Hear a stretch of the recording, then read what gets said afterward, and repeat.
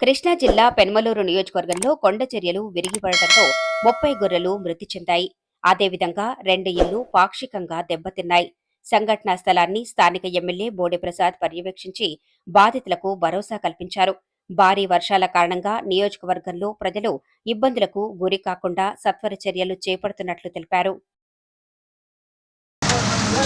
నా పేరు దేవరకొండ నాంచారమ్మ అండి. మేము యలమల కుదురులో ఈ కొండ వెనక వైపు మేము కాపురం ఉంటున్నాము. మేము ఎప్పటి నుంచో ఇక్కడ ఉంటున్నాం. మాది వ్యాపారం, మటన్ వ్యాపారం. మేము మా బతుకు తెరువంతా వ్యాపారం మీదే అని ఇక్కడ కొనుక్కుని పెట్టుకుని ఉన్నాం. రాత్రి బాగా వర్షానికి ఆ కొండ వచ్చి పడిపోయి మా ఇల్లంతా మొత్తం కూలిపోయి ఉన్నది. మా గొర్రెలు అయితే మేము వ్యాపార నిమిత్తం గొర్రెలు తెచ్చుకుని ఉన్నాం. ఆ గొర్రెలు కూడా పాకాల్లో పెట్టుకున్నాం. ఆ గొర్రెలు కూడా చనిపోయినాయి. మొత్తం మాకు ఆస్తి నష్టంగా మాకంతా నష్టమే జరిగింది. మా ప్రాణాలకి ఏ అపాయం లేదు. మా పిల్లలు మేమందరం దేవుని కృపలో బాగానే కాపాడబడ్డాం. మా గొర్రెలు చనిపోయినాయి. మా ఇల్లంతా కూలిపోయింది. ఒక వస్తువు కానీ ఏది తీయటానికి లేదు. మొత్తం 30 గొర్రెలండి. 20 గొర్రెల దాకా చనిపోయినాయి. అసలు బయటికి రాలేదు. ఒక 10 దాకా బయటకు వచ్చినాయి. దేవుని దయ వల్ల అధికారులు ఏమైనా స్పందించి మాకు న్యాయం చేయమని కోరుచున్నాం.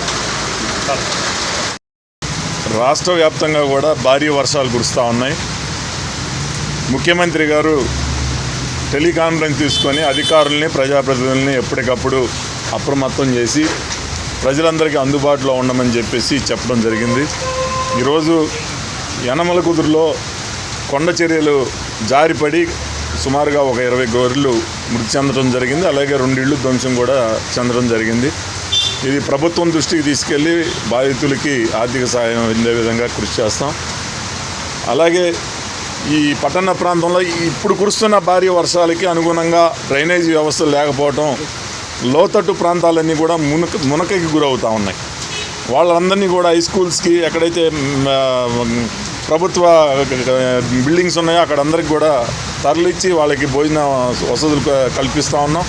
అలాగే రైతులందరూ కూడా ఉదయమే కాలువలన్నీ కూడా 0 లెవెల్కి తీసుకొచ్చి డ్రైనేజీ వ్యవస్థలు అన్నీ కూడా వాటర్ అంతా కూడా బయటికి వెళ్ళే విధంగా ఏర్పాట్లు చేయడం జరిగింది. ఉదయం నుంచి కూడా ఈ మొత్తం కూడా పర్యటనలు చేస్తూ ఉన్నాం. ఎక్కడెక్కడైతే ప్రొక్లైనర్లు అన్నీ కూడా అందుబాటులో ఉంచాం. ఈ మురుగునీటి పారుదలకి ఎక్కడైతే అడ్డంకులు ఉన్నాయో అన్నీ కూడా తొలగిస్తూ ఉన్నాం.